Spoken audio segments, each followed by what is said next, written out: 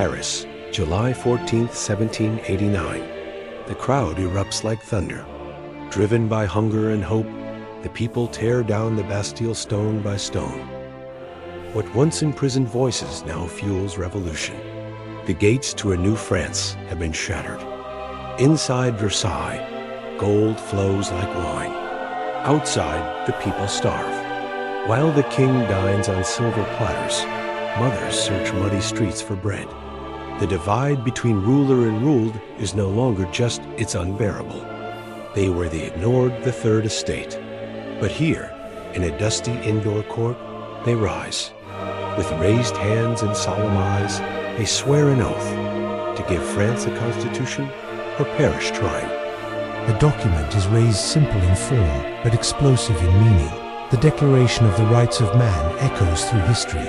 Liberty, equality, fraternity.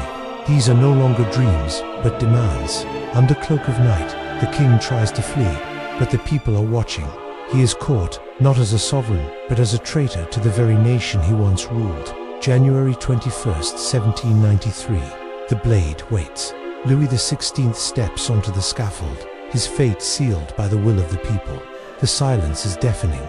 Then, one strike and centuries of monarchy end in a moment. October dawn, Marie Antoinette walks the cobbled path. No crown, no luxury, only resolve. Her silence says more than words. This revolution spares no throne, no queen. The revolution turns on itself. Friends become enemies. Guillotines fall with rhythm. Robespierre calls it virtue, but Paris knows only fear. This is not freedom. This is terror. The architect of terror meets his fate. Robespierre, once the voice of the people, is now its prey. Dragged through the streets, he once ruled his silence, speaks of revolutions devouring their own. From the chaos, order, from the ashes, a general.